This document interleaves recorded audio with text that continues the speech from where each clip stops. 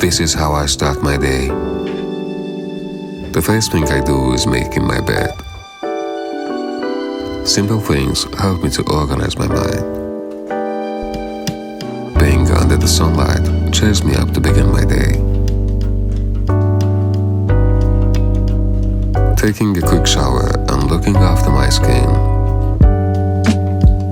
keep me young and help me to have more confidence. Confidence is my favorite accessory,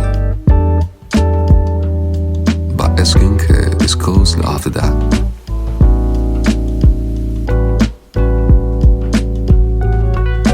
I usually have to make my own coffee, and I love the smell of fresh coffee in the morning. A cup of that is all I need to start working to improve my productivity.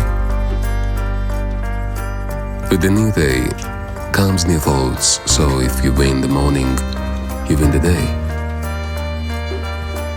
Because of that, I should check my plans and write my ideas every morning. Stars shining bright above you. At last, nothing is more important than my outfit and the smell which make you feel valued.